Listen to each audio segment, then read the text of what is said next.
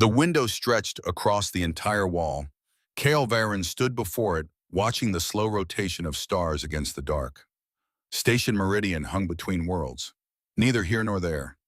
Appropriate, he thought, for what came next. Behind him, the briefing room hummed with controlled chaos. Technicians ran final checks on equipment that had been checked 17 times already. Diplomatic aides whispered into comm devices, their voices careful and clipped. Everyone moved with the precision of people who knew exactly how much was riding on the next 4 hours. 52 years, that's how long the silence had lasted. Kale's reflection stared back at him from the glass. 32 years old. Too young for this, according to half the people in the room. Too reckless, according to the other half. They weren't entirely wrong. His fingers moved unconsciously, tracing patterns in the air. Syllables without sound, a language he wasn't supposed to know. Varen! The voice cut through the mechanical hum. Director Aldrich Morven crossed the room with the bearing of a man who'd spent 40 years making decisions other people had to live with. His gray suit was immaculate. His expression was not. Walk with me. It wasn't a request. They moved through the corridor in silence. The station's lighting shifted as they passed, responding to their presence with soft pulses of blue-white light.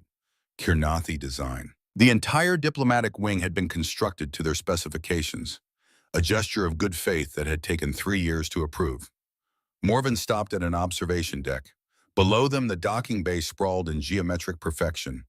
A Kirnathi vessel rested in the center, its surface catching light in ways that seemed to defy physics. Do you know what happened in 2037? Morven didn't look at him. The miscommunication incident. We don't call it that anymore. We call it the collapse. Morven's jaw tightened. One word, Varen. A single word in the treaty translation. Their delegate thought we were demanding unconditional surrender. We thought they were offering collaborative partnership. Kale had read the transcripts. He'd read them so many times he could recite them from memory. 3 months later, they severed all contact. 52 years of silence, no transmissions, no visits, no second chances. Morven finally turned. Until now, the weight of it settled between them. You will use the translator array 9. Every word, every response. No improvisation, no interpretation, no room for another disaster. Morven's voice dropped. Am I clear? Kale met his eyes. Crystal. Morven studied him for a long moment.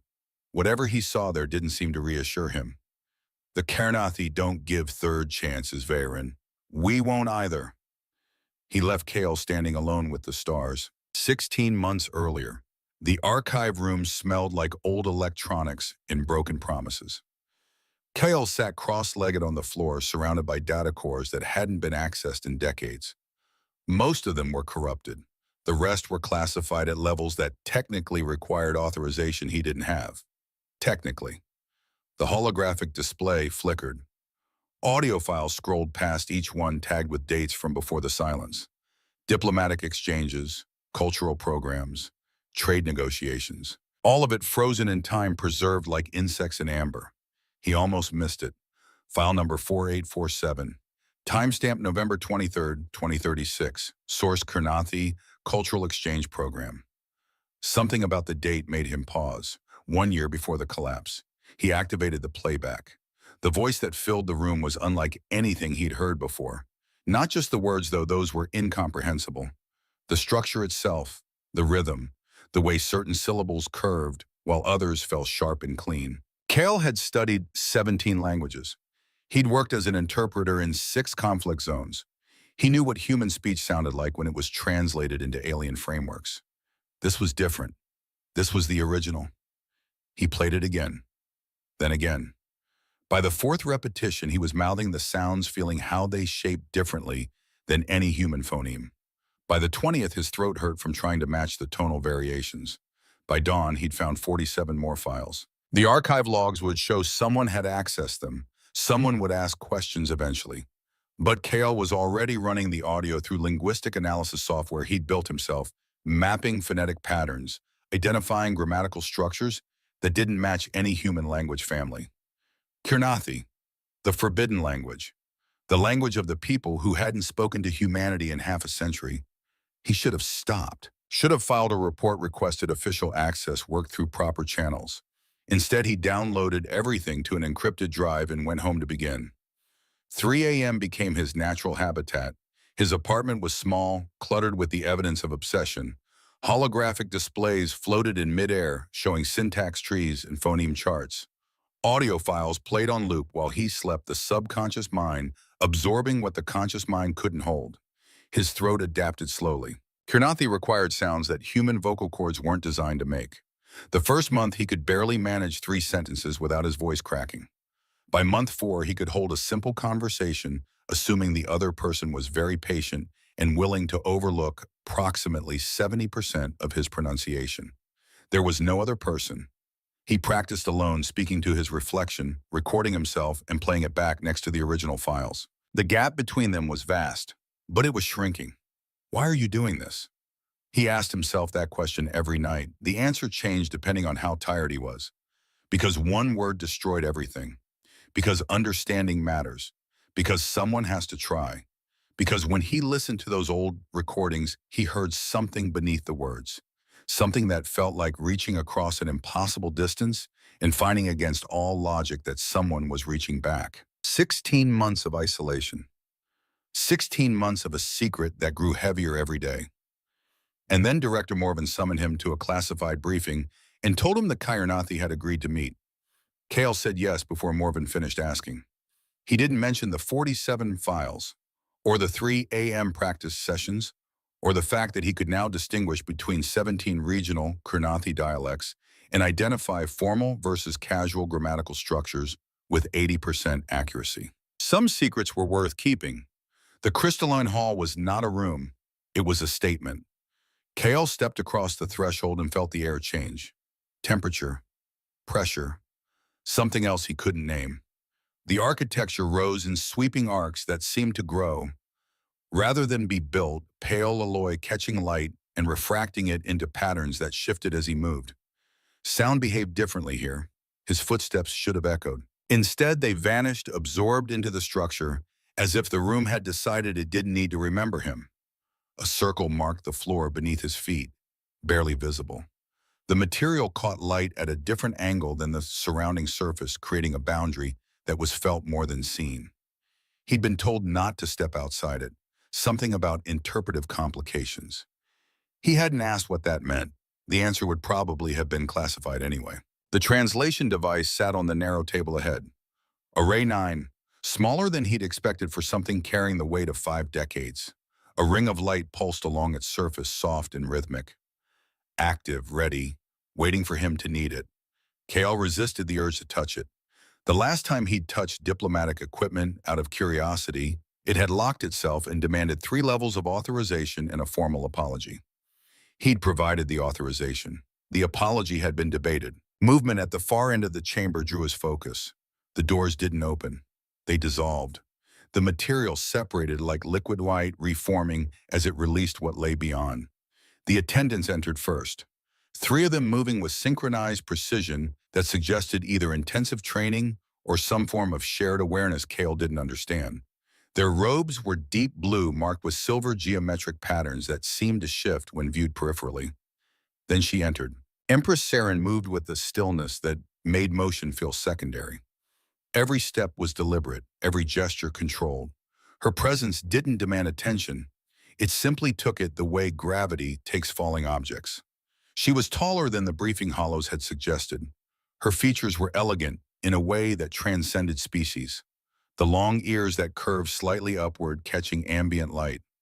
Eyes the color of deep violet, holding an intelligence that felt older than her years. Behind her, 6 sentinel guards took positions along the walls.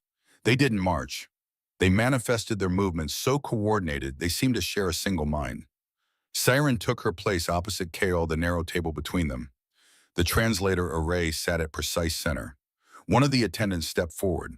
They adjusted the device by a fraction of a degree that no one but them would ever notice. The ring of light pulsed once brighter. Saren regarded him in silence. Kale waited. He'd been trained for this. The opening moment of contact was crucial. Let her set the tone. Let her speak first. Don't rush. Don't fill the silence. Every second stretched. Then Saren spoke. The words flowed smooth and unfamiliar, carrying harmonics that seemed to resonate in his chest cavity. The formal dialect, high register, exactly what the cultural briefings had predicted. The translator array responded instantly. The voice in his earpiece was clinical, stripped of all the layers that made the original beautiful. Human Representative Varen, this preliminary session will establish communicative parameters and foundational protocols for future diplomatic engagement.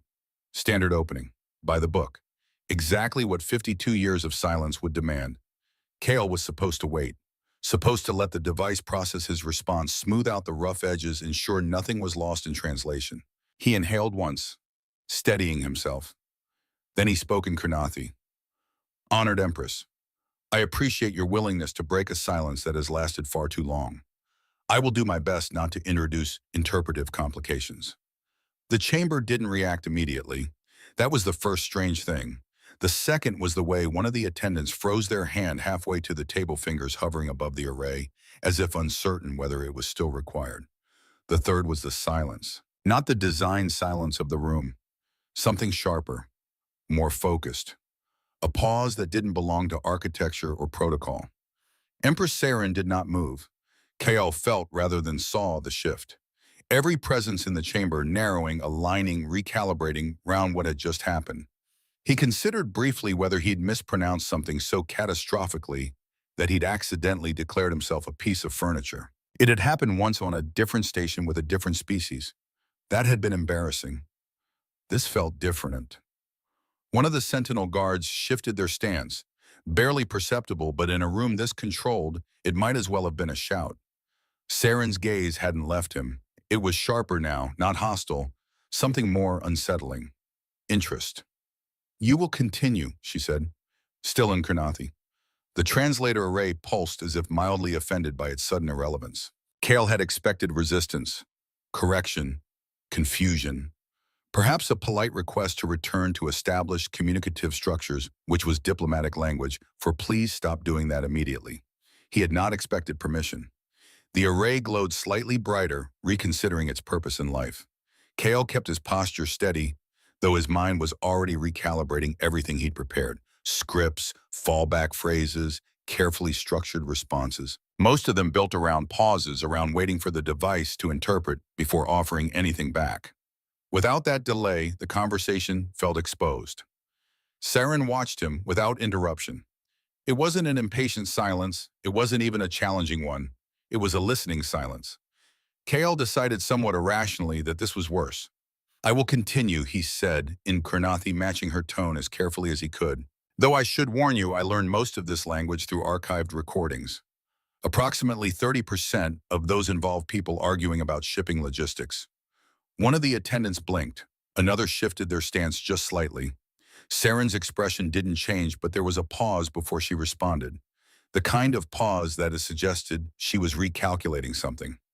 You are aware, she said, that trade negotiations employ a highly specific dialect.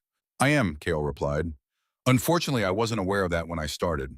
For several weeks, I believed your word for agreement also implied mild disappointment. There was a sound, small, subtle, but unmistakably not silence. Kale realized a second too late that one of the guards had made it. A quiet exhale that had almost but not quite become something else.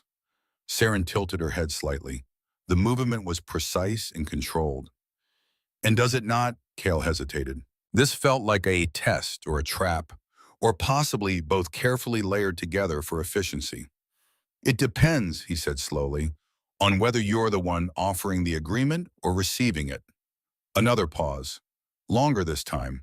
The chamber adjusted again, its balance shifting as the conversation moved further from anything predictable. The translator array, still glowing faintly, emitted a soft hum. It sounded neglected. Saren leaned back slightly. The movement was so controlled it barely registered as motion. You speak with familiarity, not precision, but familiarity. I'll take that as a compliment, Kale replied. Precision usually comes with people correcting you repeatedly, and I didn't have anyone available who was willing to do that for extended periods. You had no instructor? I had several. They just didn't know they were instructing me. That earned him another stillness, not confusion, consideration. Kale allowed himself a small breath. This part at least he understood. The moment where curiosity begins to override structure, where questions become less about maintaining order and more about understanding disruption. He'd been hoping to reach it. He just hadn't expected to arrive so quickly. I listened, he added, a lot. Public broadcasts, archive sessions, casual exchanges when I could find them. It's easier to learn a language when you're not supposed to be part of the conversation. One of the attendants shifted again. More noticeably this time, Saren noticed. Of course she did. Her gaze flicked briefly toward them, then returned to Kale. And yet you are now part of the conversation. Kale smiled faintly. That does seem to be the current situation. The array pulsed again brighter. Kale glanced at it, then back at Saren. I think it's trying to remind us that it exists. For the first time, something changed. Not in the room, in her. It was small, subtle, almost imperceptible. But the corner of Empress Saren's mouth shifted just slightly. Just enough to suggest that if she were someone else in a different context, she might have smiled. It is fulfilling its purpose, she said, by being ignored, by remaining available. Kale nodded thoughtfully. That's fair. I've met people who consider that their primary skill. There it was again. That almost sound, this time from two different directions. Saren's gaze flicked briefly toward the guards, then back to him. You are not behaving as expected, she said. Kyle tilted his head. I was given a very detailed list of expectations. I'm confident I've violated at least half of them.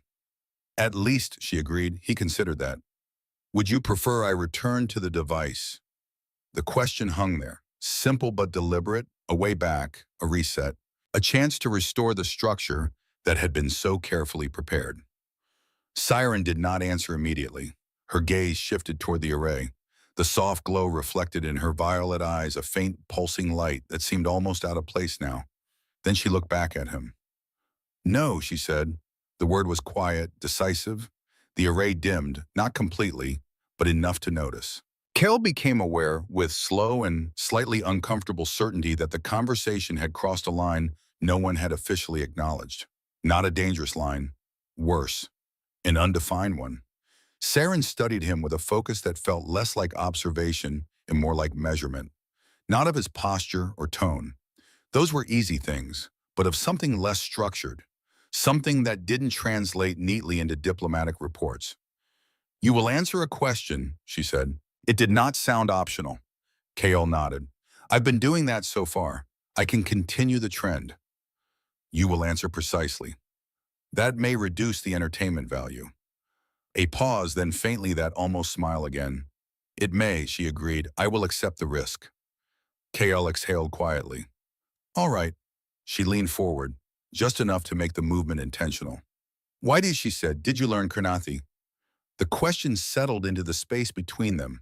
Simple, direct, far more dangerous than anything wrapped in protocol. Kale didn't answer immediately. Not because he didn't have an answer. Because he had too many. The prepared ones surfaced first. Diplomatic necessity, cross-cultural understanding, strategic advantage. All of them correct, all of them safe, all of them wrong. He glanced at the translator array. It remained still, patient, useless. I thought I should understand, he said finally. Saren did not move. That is not an answer. It is, Kale replied. It's just not a complicated one. Her gaze sharpened. You invested 16 months significant cognitive effort and professional risks to learn a language your species has no official contact with. You did not do this because you thought you should. Kale rubbed the back of his neck lightly, a small human gesture that felt strangely out of place in the precise stillness of the chamber. I learned it, he said more quietly, because translation isn't enough. The words settled differently than the previous ones. Saren's expression shifted, subtle but unmistakable. Elaborate. Kale nodded once. When I first started listening to your language, I used translation software. It worked, technically. I understood the general meaning. He gestured lightly toward Array 9. That device is very good at what it does. The device did not respond, but it always felt like something was missing. The pauses didn't match. The tone didn't carry the same weight. Sometimes the translated version would sound neutral and the original wasn't. He hesitated, searching for the right way to explain something that had taken him months to even notice. It's like reading a joke explained by someone who didn't understand why it was funny. You get the structure, you don't get the moment. The silence that followed was different again. Not tense, not uncertain, focused. Siren leaned back slightly, her gaze never leaving his. "You are suggesting," she said carefully, "that our language cannot be fully interpreted through translation." "I'm suggesting that no language can," Kyle said. "Yours just made it more obvious."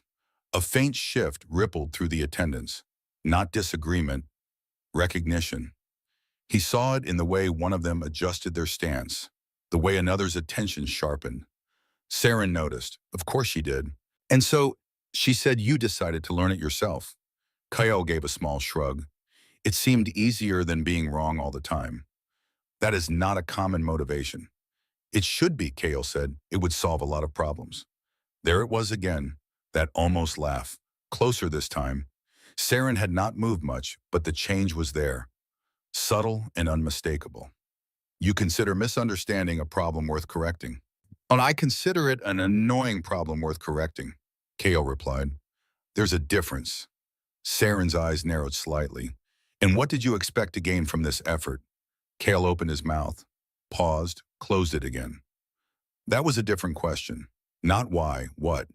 He thought about the hours spent listening to recordings he barely understood, the repeated attempts to mimic sounds his vocal structure resisted, the quiet, frustrating realization that even when he got the words right, he was still missing something.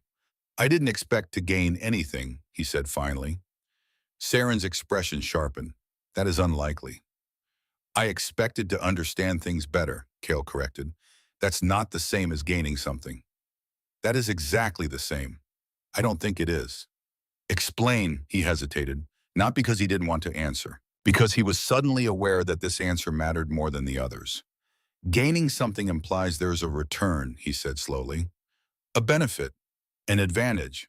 He shook his head slightly. "Understanding doesn't work like that.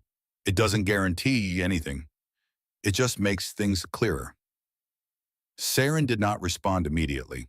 Her gaze remained fixed on him, but something in it had shifted again. Not curiosity, not quite. Something quieter, more deliberate. In the 30 years since formal delegations resumed, she said, her voice softer than before, "I have conducted 112 preliminary meetings with human representatives." Kyle blinked. "That's a very specific number." "I value precision." "That tracks." "None of them," she continued, ignoring that learned Kurnathi, "without a strategic directive." Kale let out a small breath. "That also tracks. They learned it to negotiate, to influence, to demonstrate respect as a calculated gesture. And you did not." It wasn't a question. Kyle met her gaze. "No." The words settled into the room. He felt it this time. Not just the silence, the weight of it. Saren remained very still. Then slowly she leaned back. The movement was minimal, but the effect wasn't. For a brief moment, so brief Kale almost thought he imagined it, something in her composure slipped. Not enough to break, just enough to reveal that it could. And then it was gone. But the room had changed, and this time no one pretended it hadn't. The silence that followed did not return to what it had been before. It couldn't. Something had shifted too far. Kale became aware of the smallest details in a way he hadn't earlier. The faint oscillation of light along the curved walls, the almost imperceptible hum of the chamber's environmental field, even the subtle variation in air density as it adjusted to maintain equilibrium between species. Saren's fingers moved, barely against the armrest of her seat. It was the first unconscious gesture he'd seen from her. "You learned alone," she said. Still in Kurnathi, but the formality had thinned. For 16 months, no teacher, no partner, no one to correct your errors. Kale nodded. "Mostly at 3 in the morning. My neighbors probably thought I had lost my mind." "Why that hour?" "Quieter, fewer distractions. Also, if you're going to sound ridiculous trying to pronounce something designed for a completely different vocal structure, better to do it when no one's listening." One of the attendants made that sound again, the one that was trying very hard not to be a laugh. Saren's gaze didn't leave Kale's face. You speak of it lightly, but isolation is not light. Something in her tone made him pause. Not the words themselves, the space around them. No, Kale said quietly. It's not. She tilted her head slightly, studying him with an intensity that felt like it was searching for something specific, something she needed to find before continuing. Did you ever question whether it was worth it? She asked.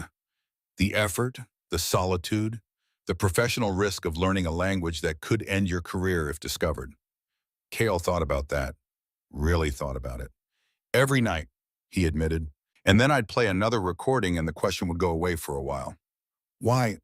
Because every time I understood something new, even just a grammatical stressure or a tonal shift, it felt like he searched for the right words. Like finding a door I didn't know was there. Saren's expression shifted. Something flickered behind her eyes. Recognition. She was quiet for a long moment. Then she did something Kale didn't expect. She switched languages. The English was careful, each word shaped with visible effort. Are the same. Kale froze. The attendants froze. The guards who had been motionless already somehow became more so. Saren continued still in English, each syllable deliberate. I also learn, alone, in secret. The chamber held its breath. You've been learning our language, Kale said. Not a question, a statement of something too significant to be questioned. For 8 years. Ugh. Back to Karnathi now, as if the confession had cost too much to continue in his tongue.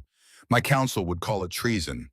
To learn the language of a species we severed contact with, to show weakness, to suggest that perhaps the silence was... She stopped. The unfinished sentence hung there heavier than anything completed. Kale felt the ground shift beneath him. Not literally, but close enough. How? The word came out rougher than he intended. Saren's fingers moved again. That unconscious gesture. She noticed this time stilled them deliberately. Contraband, she said, earth broadcasts, music, speeches, cultural programs. There are those who smuggle such things across borders that officially don't exist. For the right price, information finds a way. You risked that for 8 years. Yes. Why? And there it was, the same question she'd asked him. Returned, reflected. Saren looked away for the first time since the conversation began. Her gaze found the translator array still glowing its patient glow, still waiting to be needed. Because, she said quietly, I needed to know if I was wrong. The year was 2037. Kale had read the reports, watched the archive footage, studied the linguistic analysis of the treaty that had collapsed under the weight of a single mistranslated word. But he'd never heard it from someone who was there. Saren spoke slowly, her voice carrying the weight of decades. I was 19, third in line to the throne, which meant I had opinions but no real power. The treaty negotiations had lasted months. Both sides were exhausted, tempers were thin. Her eyes focused on something far beyond the chamber walls. The human delegation presented their final offer.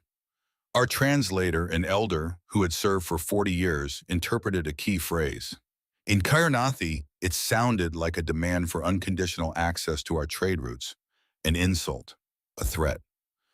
Kale knew this part. The word was partnership, but the translator had used a construction that in formal Karnathi implied subjugation. I was in the council chamber when we debated the response. The older delegates wanted time to verify, to ask for clarification. But she paused. I was young, certain. I gave an impassioned speech about dignity and sovereignty, about how we couldn't show weakness by asking humans to explain what they clearly meant. I convinced them. Her voice dropped to barely above a whisper. I cast the deciding vote to sever contact. I was so sure I was protecting us. The chamber was absolutely still. And then, Kale asked, though he knew the answer. Then we discovered the error. 3 months too late. The translator had been ill, his judgment impaired. The phrase meant exactly what the humans claimed. Partnership, cooperation, not subjugation. Saren's hands had formed fists without her seeming to notice. By then the damage was done. We had rejected the treaty with such finality that approaching them again would have looked like manipulation, or worse, weakness. So we maintained the silence. For 52 years. She finally looked at Kale again. I became Empress 12 years after the collapse. Every year since I have sat in councils, listened to debates, made decisions that affected billions of lives. And every year I carried the knowledge that my certainty, my pride had cost both our peoples half a century. The weight in her words was crushing. So I started listening to your broadcasts, secretly, trying to understand the people I had helped push away, and then listening became learning, and learning became, she gestured slightly, encompassing the space between them.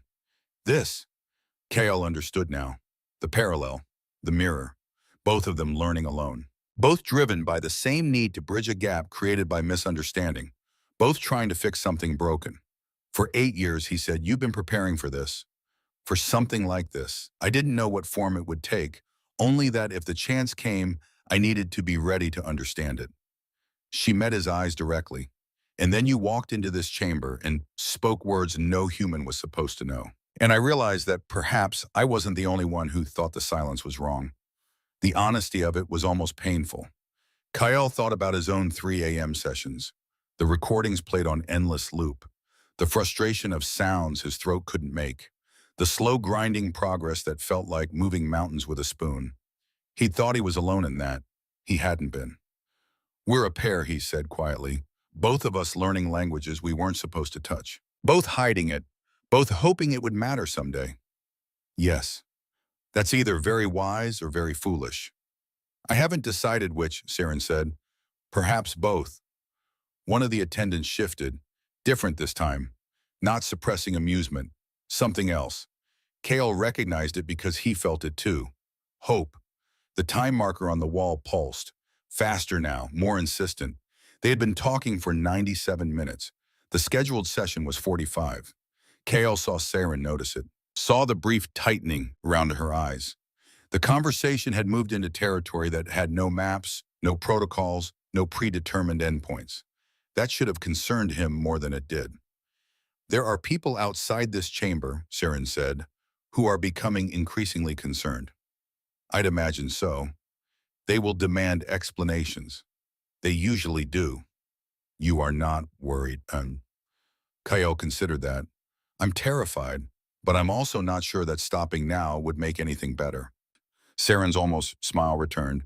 An honest answer. I'm finding those work better than the alternative. The doors at the far end of the chamber shimmered. Not opening, not yet. But the material was responding to something. Someone outside requesting entry, demanding it. The shimmer intensified. Then Director Morven walked through. His expression was carefully controlled. But Kale had worked with him long enough to read the tension in his shoulders. The too precise movements of someone operating under extreme stress. Varen. Morven's voice was professional, clipped. A word, now. Kale glanced at Saren. She gave the smallest nod. He stepped away from the table, away from the boundary circle toward Morven. They moved to the side of the chamber. Far enough for privacy, not far enough to truly escape the weight of what was happening. What are you doing? Morven kept his voice low, but the intensity was clear. Having a conversation. You've been off protocol for 97 minutes. The translator array has barely been used. And you're speaking a language you're not supposed to know. I'm aware of all those things. Morven's jaw tightened. Both councils are demanding a formal statement. They wanted to know what's being discussed, what agreements are being made, what the status of negotiations is. Tell them we're establishing mutual understanding. That's not an answer they'll accept. Kale looked back at Saren. She was speaking quietly with one of her attendants, but her posture had changed, less open, more guarded.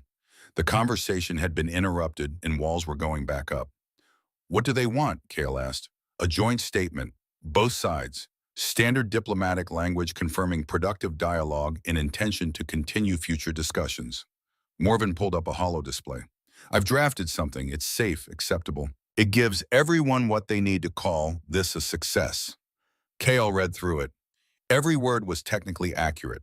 Every phrase carefully neutral. It meant nothing. How long do I have? They want it in 30 minutes, or they're terminating the session. 30 minutes. Kale looked at the statement again. Looked at Saren still speaking with her attendant, the distance between them suddenly feeling vast. And if I don't provide it, Morven's expression hardened. Then you'll have destroyed the first contact in 52 years because you couldn't follow basic protocol. Your career will be over. Any chance of rebuilding this bridge will be gone. And you'll have to live with knowing you had one chance to fix something that's been broken for half a century and you wasted it on. He gestured vaguely toward the chamber. Whatever this is. The words hit harder than Morven probably intended. Because he wasn't wrong, Kale had one job. Don't make it worse. And here he was improvising wildly, ignoring every rule, risking everything on a conversation that had no guaranteed outcome. 30 minutes, Morven repeated. Make the right choice, Varen. He left. The chamber doors sealed behind him with a sound like finality. Kyle stood there for a moment, feeling the weight of 5 decades pressing down on his shoulders. Then he walked back to the table. Saren watched him approach. Her expression was carefully neutral again. The vulnerability from moments before had been tucked away. Your director is concerned, she said. He's paid to be concerned. He has reason. My council is making similar demands. Kyle saw it then, in the set of her shoulders, the way she held her hands. She'd received the same message, the same ultimatum. 30 minutes. Give them something they can use. Or this ends. They want us to summarize, Kale said. Make it official. Wrap it in language that sounds meaningful but commits to nothing. Standard procedure for diplomatic first contact. Yes. They looked at each other across the table.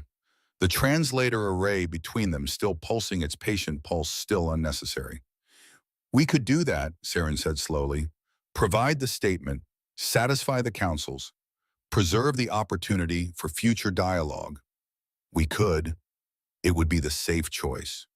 It would. Another pause, longer this time. Then Saren stood, not quickly, not dramatically, just rose from her seat with the same controlled grace she brought to every movement. But this movement was different. The guards noticed immediately, shifted their attention, not threatening, alert. Saren turned to face them. Spoke in Kurnathi, her voice carrying the unmistakable weight of command. Seal the chamber, no entry, no exit until I say otherwise. One of the guards hesitated. Your Eminence, the council.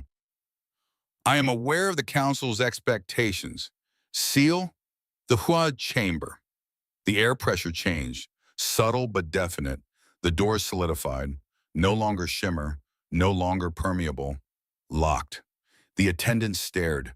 The guards exchanged glances that suggested this had never happened before in the entire history of formal diplomatic contact. Saren turned back to Kale. I have spent 40 years as Empress, she said quietly, giving people what they expected, what they needed, what would maintain stability and prevent conflict. She gestured toward the sealed doors. And in all that time, not one conversation felt real. Not one moment felt like something other than performance. Her eyes met his. I am not ready to return to that. Not yet. Kale felt something shift in his chest. Relief, fear, something larger than both. They're going to be furious, he said. Yes. This could end everything before it starts. It could, or it could be exactly what needs to happen. Saren's expression softened. Just slightly. You believe that? I believe, Kale said carefully, that if we stop now and give them the statement they want, we'll have successfully completed a diplomatic formality. We'll have proven that humans and Kurnathi can sit in a room together and exchange pleasantries. He paused. But we won't have proven, Maikon, that we can actually understand each other. And I think that's what matters. The time marker pulsed, frantic now, 28 minutes remaining. Saren moved back to her seat. But she didn't sit with the same rigid formality as before. The posture was softer. More human, Kale thought, then corrected himself, more genuine. Then we continue, she said, and face the consequences together. Outside the chamber, Kale imagined chaos. Director Morven trying to explain why the room was sealed. Councils demanding answers. Protocol officers having minor breakdowns. Inside, there was just the two of them. And finally, the conversation they'd both been preparing for without knowing it. Tell me, Saren said, switching to English, the words still careful but more confident than before.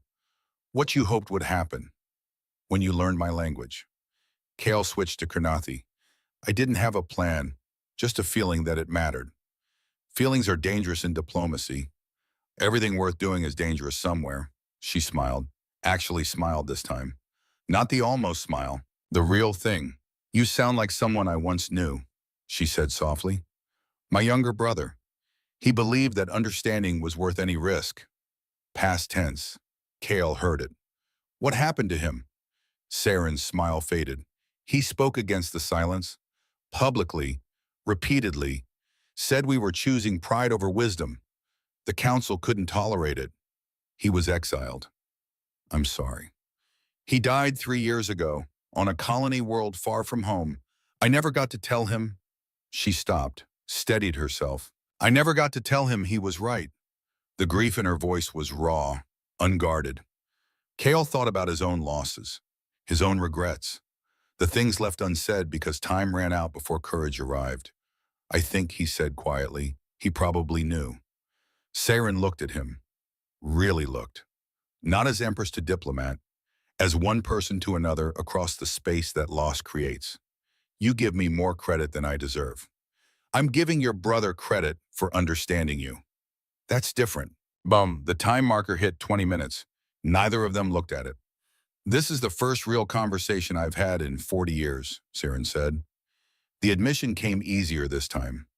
Every word I speak in my role is calculated, measured, designed to achieve specific outcomes. But here now with you, she trailed off. You can just talk, Kale finished. Yes, he understood that. The weight of always performing, always being watched, always knowing that every word would be analyzed, dissected, weaponized if possible.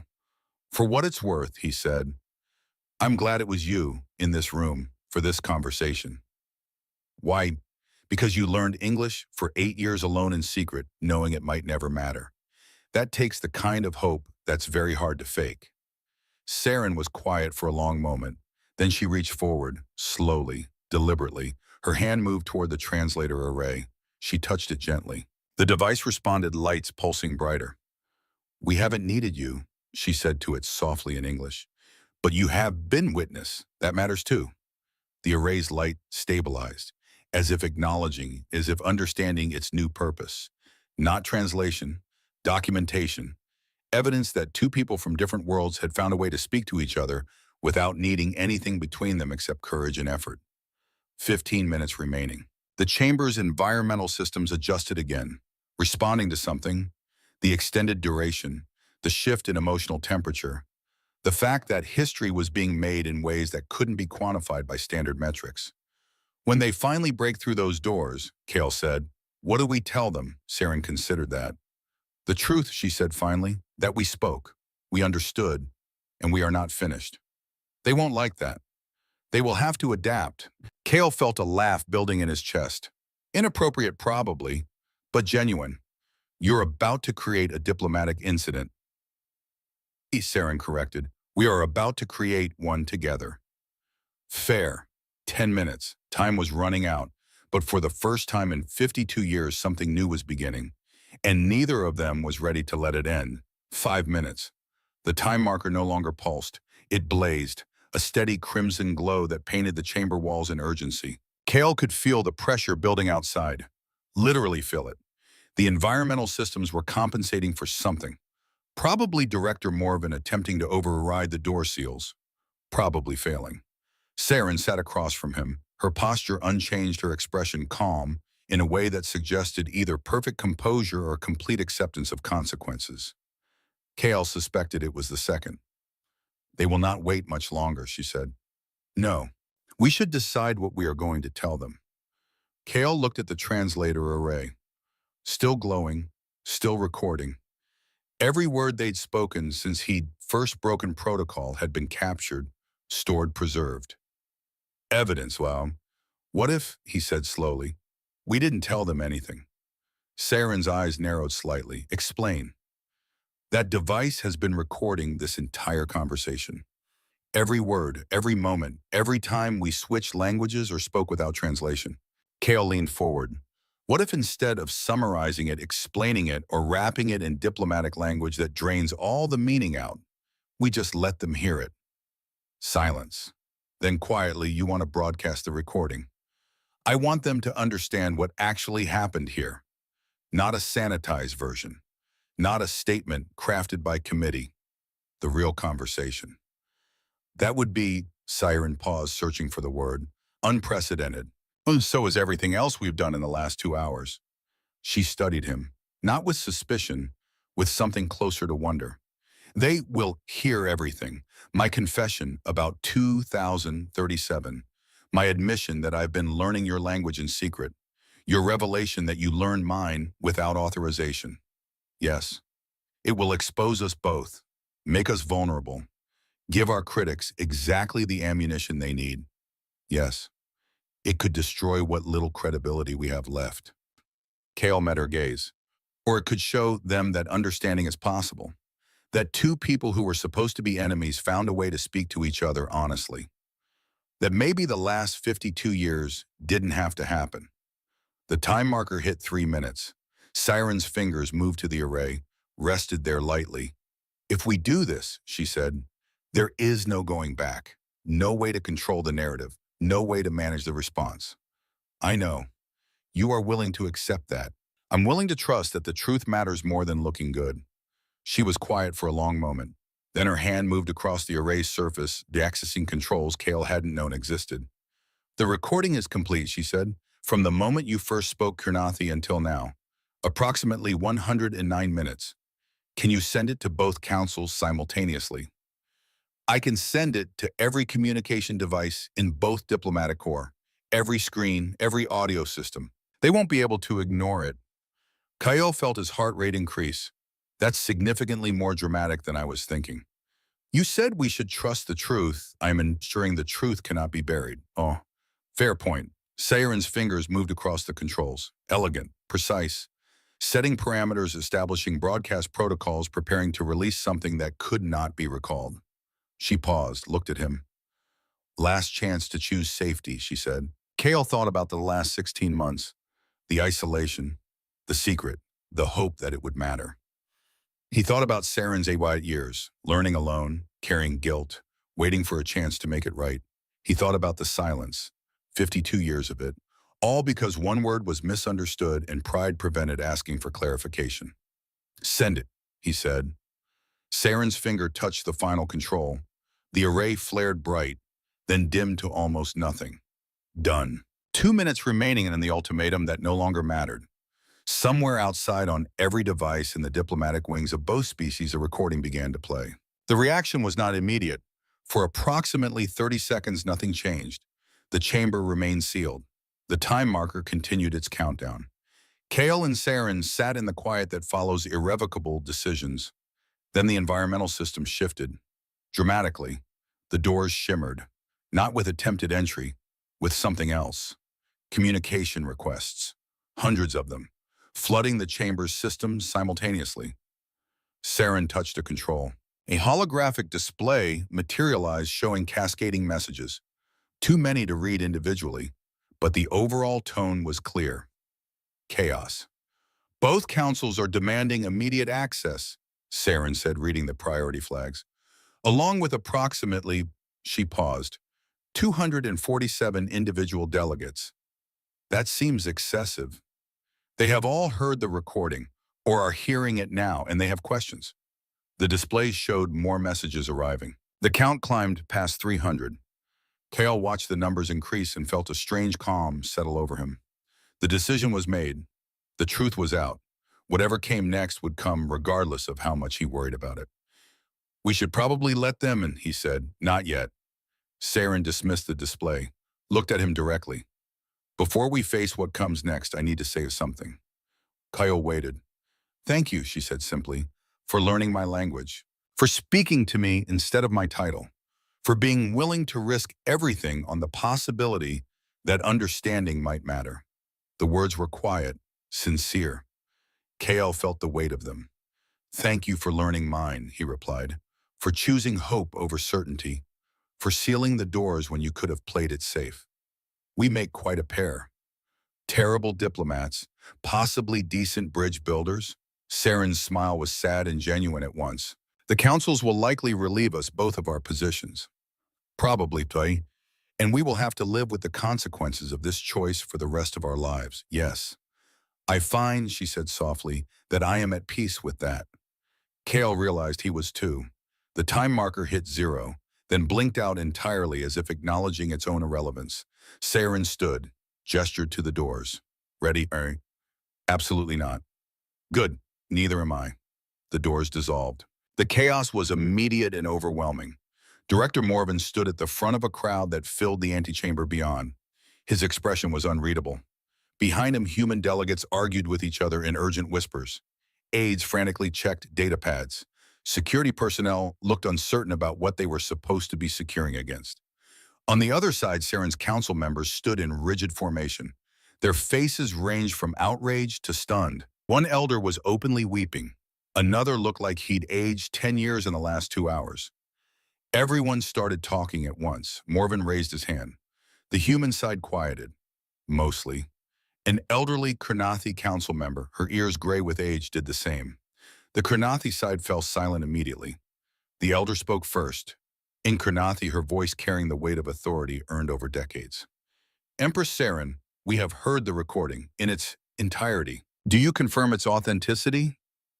I do, Saren replied, steady, unflinching. You confess to actions that violate council protocol, to learning a restricted language, to making decisions without consultation. Do you understand the severity of these violations? I understand them completely. The elder's expression was unreadable.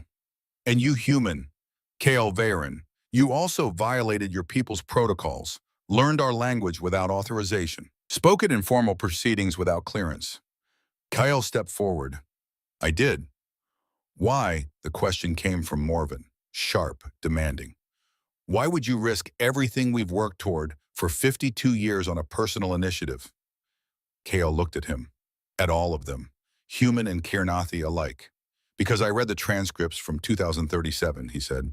I saw how one misunderstood word destroyed half a century of potential cooperation. And I thought maybe, just maybe, if I actually understood the language, instead of relying on translation, we could avoid making the same mistake. That was not your decision to make, an aide protested. You're right, it wasn't. I made it anyway. Murmurs rippled through both groups.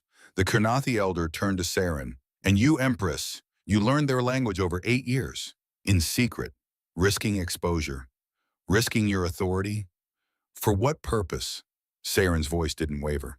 To understand whether I was wrong about the silence, about the collapse, about 52 years of certainty that felt less certain with each passing year. And your conclusion? I was wrong. We were all wrong. We let pride and fear prevent us from asking a simple question. Did we understand each other correctly? The elder's expression flickered, something that might have been pain. I was there, she said quietly. In 2037, I voted for the silence. The chamber went completely still. I remember, the elder continued, the anger, the certainty, the conviction that we had been insulted beyond repair. She paused. I also remember the doubt that came later. The questions we did not ask because asking would have meant admitting we might have been wrong. She looked at Saren, then at Kale. This recording, this conversation, it is the first time in 52 years that I have heard two people from our species actually speak to each other, not at each other, not through carefully constructed statements designed to avoid offense, but to each other. She turned to face the assembled councils. I move that we continue negotiations under the framework demonstrated in this recording. No translator array unless specifically requested. Direct conversation between designated representatives. Kale Varen and Empress Saren to serve as primary contacts. The silence that followed was profound. Then a younger human delegate spoke up. That's completely unprecedented. It violates every diplomatic protocol we have. Good, the elder said. Our protocols gave us 52 years of silence. Perhaps it is time to try something different. Another Kurnathi council member stepped forward. Elder Myreth, with respect the Empress, violated direct orders, sealed a diplomatic chamber against council authority, made unilateral decisions with severe consequences. Yes, Myreth agreed. She did all those things. And in doing so, she accomplished what 112 previous delegations could not. She created a genuine connection with the human representative. She demonstrated that understanding is possible. At what cost? Someone demanded. At the cost of certainty, Mareth said, of rigid protocol, of the comfortable distance that lets us avoid real risk. She paused. I would say the price was reasonable. Morven was studying the data pad in his hand. Kale recognized the expression. He was reading something, processing, calculating. The recording, Morven said slowly, has been heard by every delegate in both diplomatic corps, approximately 800 individuals. And the response is, he looked up, overwhelmingly positive. That got everyone's attention. 72% of human delegates surveyed in the last 10 minutes support continuing with the Varen-Saren model. 81% believe the recording demonstrates successful cross-species communication. 68% want to establish language exchange programs based on this framework. He turned to face Kale. You may have violated protocol, but apparently you've also given everyone hope for the first time in 5 decades.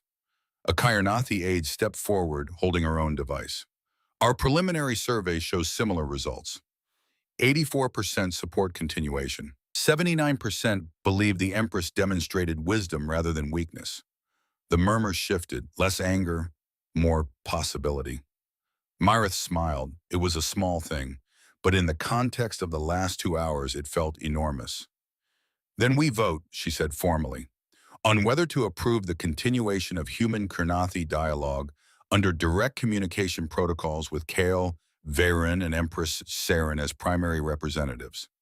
The vote was not unanimous, but it didn't need to be. Kyernathi Council, 8 in favor, 3 abstentions, 1 opposed. Human delegation, 17 in favor, 4 opposed, 2 abstentions. Approved. Kale felt something in his chest unknot, something he hadn't realized was wound so tight. Saren's expression didn't change dramatically, but her shoulders lowered. Just slightly. Enough. Morven stepped forward, extended his hand to Kale. 6 months, he said. You and the Empress have 6 months to develop a working framework for permanent diplomatic relations. Fail and we return to standard protocol. Succeed? He didn't finish, didn't need to. Succeed and everything changes. Kale shook his hand. Understood. Mareth approached Saren, spoke in Kyernathi but loud enough for others to hear. You took a great risk, Empress. I hope you understand what you have committed yourself to. Saren inclined her head. I understand completely, Elder, and I am prepared. The crowds began to disperse, slowly at first, then with increasing momentum. Aides conferring, delegates debating, the machinery of diplomacy grinding back into motion but moving in a new direction. Within minutes, the antechamber had mostly cleared. Kale and Saren stood at the threshold of the crystalline hall. The chamber behind them felt different now. No longer a carefully controlled environment for preventing miscommunication. A witness to something new. Saren turned to him. We will meet again in 3 weeks to begin framework development. I'll be there. And Kale, she switched to English. Practice your pronunciation. You still sound like you're arguing about shipping routes. He laughed, couldn't help it. You practice too. Your English has a very formal diplomatic tone that makes everything sound like a declaration of war. I will work on that. She extended her hand, human gesture, offered in recognition. He took it, felt the slight difference in temperature, the subtle strength. Thank you, she said quietly, for being brave enough to speak first. Thank you for being brave enough to answer. They stood there for a moment, 2 people from different worlds who had found a way to understand each other. Then Saren released his hand, turned, and walked back toward her delegation. Kale watched her go. Morven appeared at his shoulder. You realize you just changed the entire structure of first contact protocol. I'm aware. And that you'll spend the next 6 months under intense scrutiny from both species. Also aware, Morven was quiet for a moment. For what it's worth, I think you did the right thing. Kale looked at him, surprised. Don't misunderstand him, Morven continued. You violated direct orders, ignored protocol, created a diplomatic incident, and I'm going to have to write a very long report about all of it. I figured. But you also proved that sometimes the rules exist because we're afraid to try something different. And sometimes fear is the worst possible advisor. He clapped Kale on the shoulder once, then walked away. Kale stood alone in the empty corridor. Behind him, the crystalline hall's lights began to dim. The translator array powered down, its work complete. Not the last translation, the first conversation. 8 months later, the Language Institute occupied an entire wing of Station Meridian. Bright open spaces filled with the sound of people struggling to make sounds their vocal structures weren't designed for. Kale stood at the front of the classroom. 40 students, 20 human, 20 Kurnathi, all of them voluntarily learning each other's languages. All of them struggling. All of them trying anyway. The key, Kale was saying in Kurnathi, is not to get it perfect. The key is to be willing to sound ridiculous and keep going. One of the human students raised a hand. How long did it take you to stop sounding ridiculous? I'll let you know when it happens. The Kurnathi students made that sound, the one that was almost but not quite a laugh. They'd learned to stop hiding it. The door at the back of the classroom opened. Saren entered. She wore simple robes today, not the formal regalia of state, just the practical clothing of someone here to work. The studentess stood immediately. Please, Saren said in English, still careful but more confident than 8 months ago. Remain seated. I am not here as Empress. I am here as student. She moved to the front of the room, stood next to Kale. I thought I might practice my English, she said to the class, if Instructor Varen will permit. Kale switched to Kurnathi. And I thought I might practice my pronunciation, if guest lecturer Saren will tolerate it. I will try, she said, the almost smile appearing, though I make no promises. The students watched them with fascination. This was what they'd come to see. Not a lecture, not a demonstration. Proof that it was possible. The lesson continued, Kale stumbling through Kurnathi grammar, Saren carefully constructing English sentences, both of them making mistakes, both of them correcting each other gently, both of them laughing when the errors were particularly bad. After class, they walked through the station corridors together. The permanent treaty framework is nearly complete, Saren said. The councils will vote on it next month. Think it'll pass? The projections suggest 92% approval. Remarkable considering where we started. Where we started was 52 years of silence. Yes, and now we have shuttle routes, cultural exchanges, joint research programs, and 40,000 people enrolled in language courses across both species. Kyle watched the corridor ahead, humans and Kurnathi walking together, not integrated yet, not fully, but present, sharing space, learning to coexist. We did okay, he said quietly. We took a risk, Saren corrected, and we were fortunate it worked. You don't believe in fortune. I believe in effort and courage, and the willingness to be wrong if it means learning something true.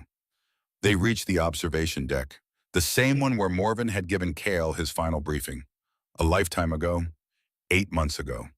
Below the Kurnathi vessel that had brought Saren sat next to 3 human ships, crews working together, learning each other's systems, building something new.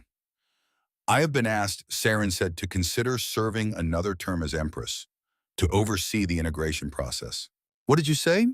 I said I would consider it if I could have an advisor, someone who understood both cultures, who spoke both languages, who was willing to tell me when I was wrong. Kale looked at her. She met his gaze. I am offering you a position, formal diplomatic liaison, permanent assignment to the Integration Council. That's a significant commitment. It is. You would need to relocate, spend half your time on Kurnath, learn our culture from the inside, become something between human and Kurnathi diplomatic representative. A bridge. And the other half of my time. Here, teaching, building the language programs, ensuring the next generation doesn't need translators either. Kyle thought about his small apartment, his solitary 3 a.m. practice sessions, the isolation of learning alone. He thought about the last 8 months, the students, the progress, the hope. I accept, he said. Saren smiled, the real smile, the one she'd learned to let show. Good, because I already told the council you would. That's presumptuous. I learned from an excellent example. They stood together, watching the ships below. 2 people who had learned each other's languages in secret, who had risked everything on a conversation, who had built a bridge with nothing but words and the courage to speak them honestly. Behind them, a memorial plaque had been installed on the wall. Kale turned to read it. Translator Array 9, The Last Barrier, The First Bridge, 2089 Suenam. Below that, in both Kirnathi and English, the inscription read, "Sometimes the most important translations are the ones we do ourselves." Kale traced the Kirnathi characters with his finger. Saren watched him, then reached out and touched the English words. For a moment they stood there, each reading the other's language, each understanding. It was a small thing, but it was everything. Saren read it too, then looked at him. "Ready to continue?" she asked. "Always," Kale replied. She paused, then added in Kirnathi, "My brother would have liked you." Kale answered in English, "I wish I could have known him." "You do," Saren said softly. "Every time you teach, every time you choose understanding over certainty, you carry what he believed." And together they walked toward whatever came next.